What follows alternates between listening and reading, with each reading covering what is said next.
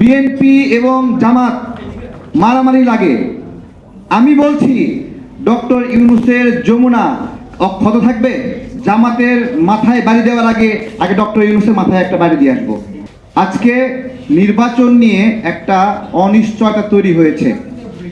এটা সামনে আসার আগে থেকেই আমরা মাঝে মাঝে আলাপ করছিলাম যে একটা অনিশ্চয়তা আছে, এবং এই শয়তানিটা আমাদের আমাদের অনুমানকৃত। আমরা আগে থেকে অনুমান করছিলাম এই ধরনের একটা শয়তানি করবে। এবং এটা কেন, কিসের ভিত্তিতে শয়তানি করবে? ব্যক্তিরা ডক্টর ইউনূস, তাকে ট্রাস্ট করা যায় না, এই জন্য আমরা এই অনুমানটা করছিলাম।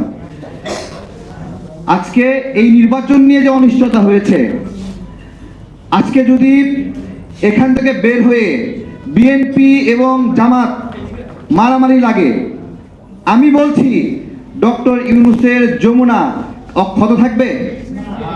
বলেন, থাকবি না অক্ষত? স্যার, আজকে যদি বিএনপি, জামাত, গণ অধিকার, এনসিপি যদি এই জুলাই সনদ নিয়ে মারামারি লাগে, গণভোট নিয়ে মারামারি লাগে, তাহলে যমুনা অক্ষত থাকবে? জামাতের মাথায় বাড়ি দেওয়ার আগে ডক্টর ইউনূসের মাথায় একটা বাড়ি দিয়ে আসবো, কারণ সেই এই কালপ্রিট। আপনারা লোকটাকে অনেক সাধারণভাবে নিয়েছেন।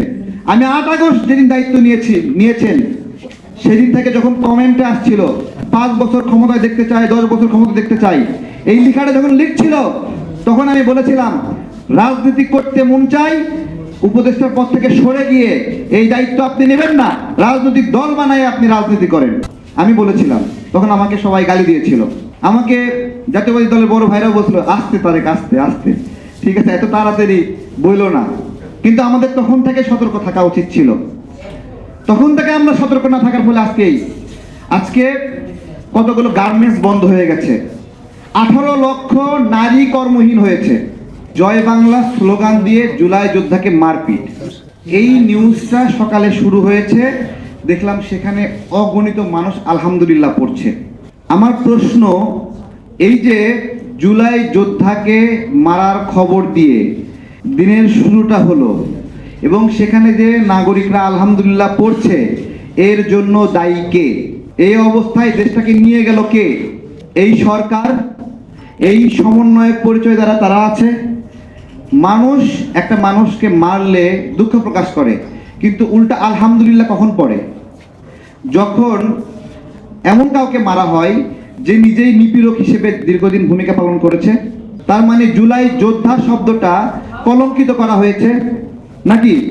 কলঙ্কিত করা হয়েছে না? এবং অনেক মানুষকে জোর জবরদস্তকে টাকা পয়সা নেওয়া হয়েছে, আঘাত করা হয়েছে, বাড়ি লুট করা হয়েছে, আগুন দেওয়া হয়েছে, হয়েছে না? তার ফলে তো আলহামদুলিল্লাহ আসছে।